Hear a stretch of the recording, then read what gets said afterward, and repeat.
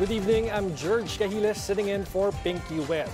Tonight, we ask the questions, we tackle the issues, we clarify matters, and we get on point.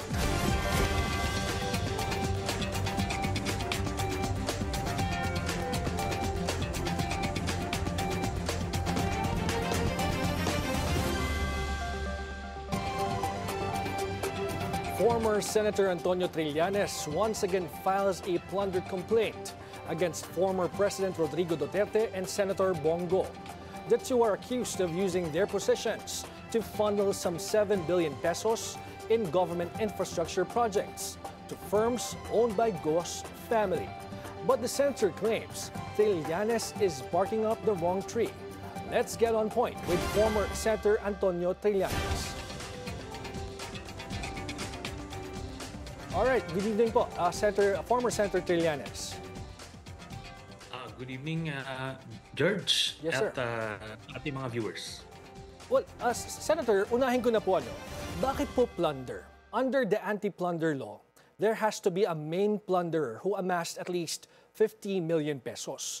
Who are you identifying as the main plunderer here? Is it President Duterte or Senator Bongo? And what is your basis? The main plunderer here is Bongo because siya yung focal point dito. Kamag-anak niya, tatay niya, kapatid niya yung mga contractors. Then he took advantage of his relationship with Duterte na alam naman natin talagang isang bituka niyan.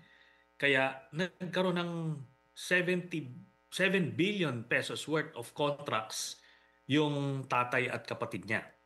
And hindi ito minsan lang. 200 contracts ang nakuha nung tatay at kapatid niya.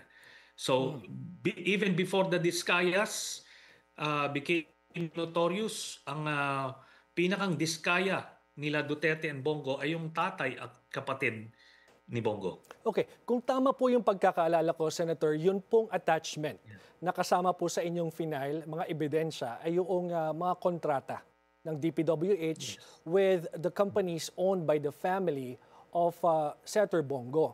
Apart from that, sir, meron pa po ba kayong ibang pieces of evidence na isinama na direktang magtuturo kay Senator Bongo and former President Rodrigo Duterte as involved in this particular claim?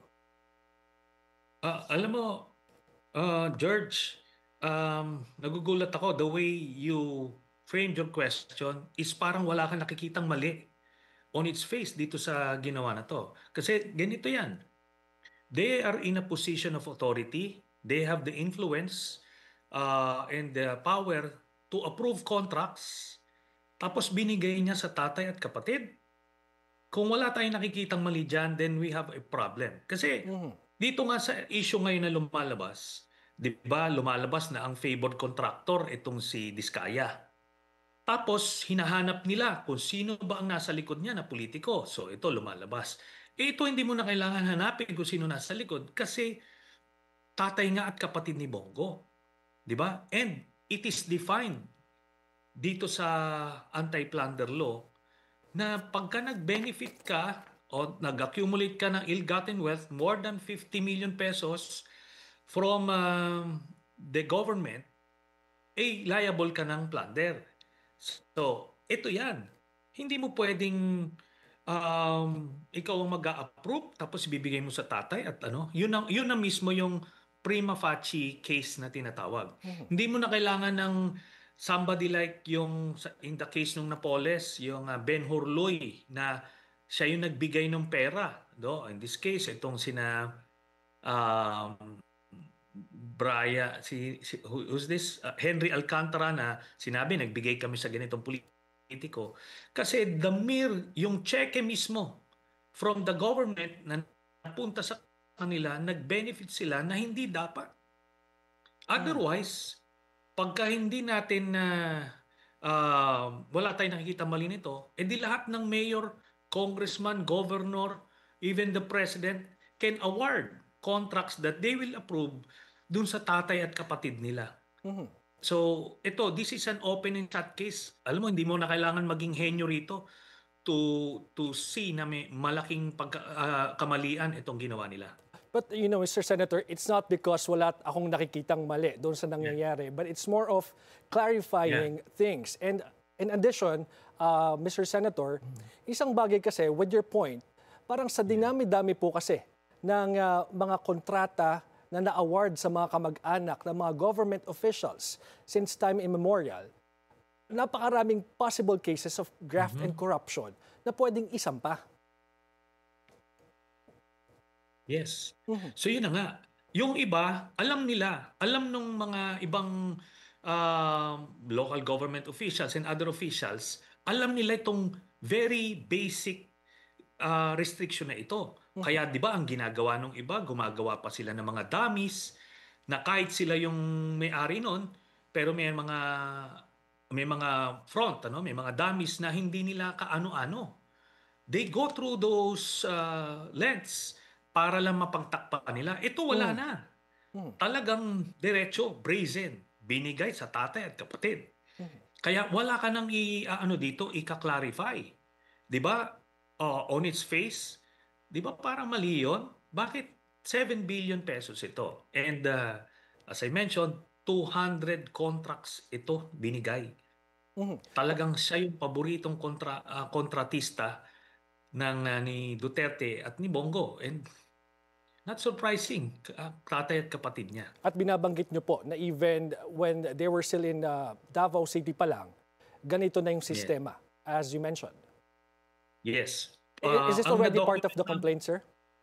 Yes. Ang na-document namin from 2007 pa lang hanggang 2016 nung Mayor si Duterte, nakakuha sila ng almost 100 contracts na ang naproban ni Duterte. Di ba? Inaproban niya yung kontrata na yun para sa tatay at kapatid ni Bongo. Then, nung presidente na si Duterte, na siya na yung special assistant to the president, inaward pa rin ang almost 100 contracts, pero mabigat na, mataas na yung mga value ng contracts, kaya umabot ng 5 billion pesos ang nakuha na kontrata nung presidente na si Duterte. In response to your filing of charges before the Ombudsman, kanina po na-interview si Senator Bongo, and he said na recycled lang naman itong inyong final na kaso. In fact, nagpakita pa siya ng larawan nyo. I'm sure nakita niya yan, Mr. Senator, na parehas daw po yung damit ninyo. But para po sa inyong mga critics, tinatanong, bakit po inuna sina Senator Bongo and former President Duterte sa paghahain ng mga kaso? Unang-una, napaka-observant niya dun sa damit ko. Pero long sleeves yun, ni-roll up ko ngayon. I'm wearing a short sleeve white shirt. But that's irrelevant. Ang punto rito, bakit siya nauna? Kasi sila talaga yung mastermind. Sila yung nagtayo nitong sindikato na to. So sabi ko nga,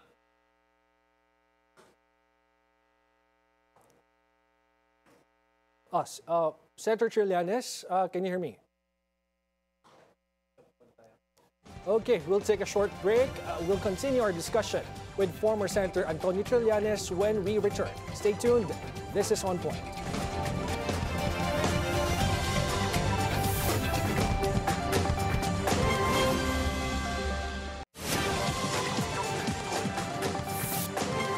Welcome back. Still with us, former Senator Antonio Trillanes. Well, Senator, earlier, nagre-react po kayo sa sinabi ni Senator Bongo na recycled itong kasong sinampan nyo sa kanya.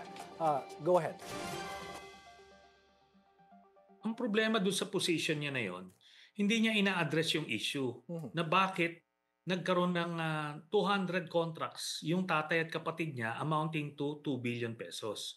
Hindi niya ina-address Sige, subukan natin na yan ang explanation niya sa Ombudsman. Na-rehashed issue na yan. Kaya nga ni-raise natin to ulit dahil hindi naman niya ina-address. Even the first time na ni-raise ko to noong 2021, sinabi ko mismo sa publiko na ganito ang na-find out natin. Meron siyang mga bilyong-bilyong anomalous contracts na nabigay sa tatay at kapatid niya. Pero sabi ko, hindi ko to ifa-file habang nakapwesto sila. at nakapwesto si Martires na Mhm. nagpo-protect sa interes nila Duterte. O ngayon lang naman siya natanggal sa pwesto si Martires nung natapos yung term niya, kaya ko final.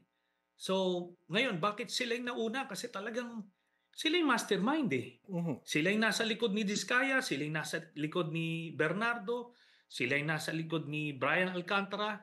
Kaya kita mo, wala silang sinasabi na kung sino yung mga padrino nila nung Duterte administration. Mhm. Kaya ito ngayon, well, sa akin, diniretso ko na sila sa ombudsman.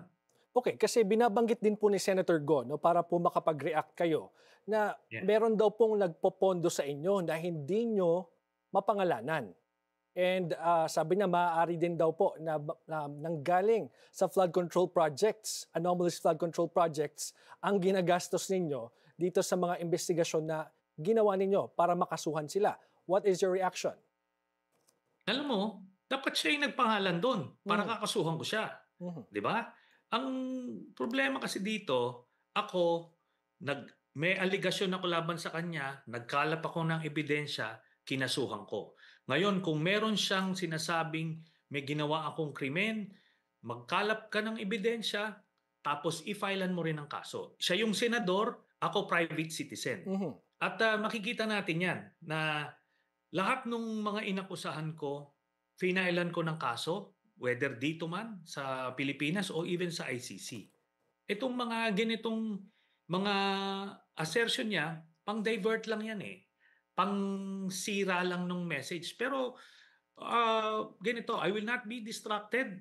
Tututukan ko tong kasong ito. Sige, abangan ko yung sagot mo dito sa kasong i-file ko. Tingnan natin kung uubra yan. Kasi at the end of the day, 200 contracts nakuha nung tatay niya at kapatid niya habang mayor si Digong at siya ang executive Mhm. assistant at habang presidente si Digong at siya naman yung special assistant to the president. Now, Maliwanag na maliwanag yan na violation. Mr. Senator, you've cited a clear conflict of interest because the contracts Yes. allegedly went to Senator Go's first-degree relatives. For the benefit Yes. of the public po who are listening right now, ano bang batas itong nagsasabi nga na hindi nila pwedeng gawin ito? At ano yung mga rules na na-violate nila based on your view?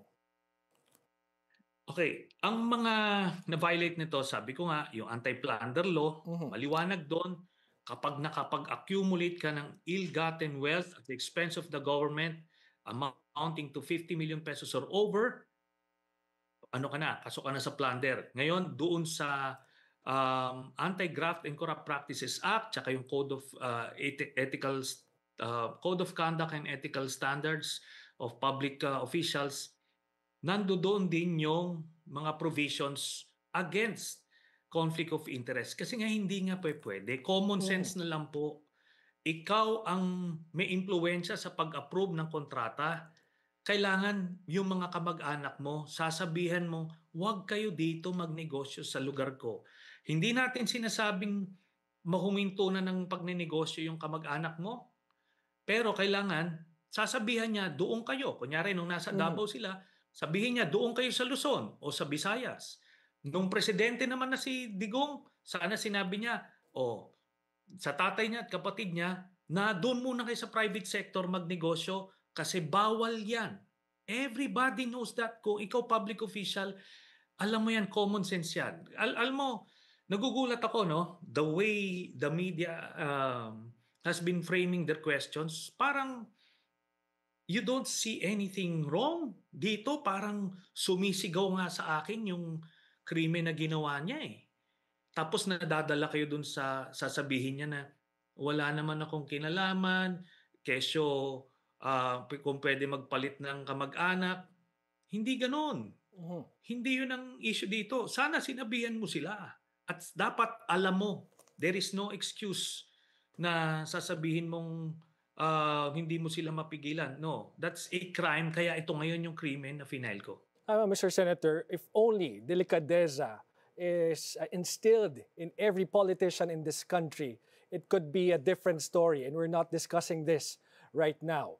But, pinag-uusapan din po, kasama po doon sa final ninyo, yung sinasabi nyo that itong mga joint ventures na pinasok ng mga kumpanya, itong pamilya ni Senator Bongo. And they even had this joint venture with St. Gerard for them to be able to get bigger contracts sa government.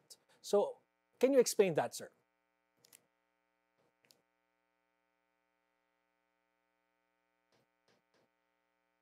Senator, can you hear us? Okay, babalikan po ulit natin at nawala sa linya si former Senator Antonio Trillanes. We'll take a short break. We'll continue our discussion with former Senator Antonio Trillanes when we return. Stay tuned. This is On Point.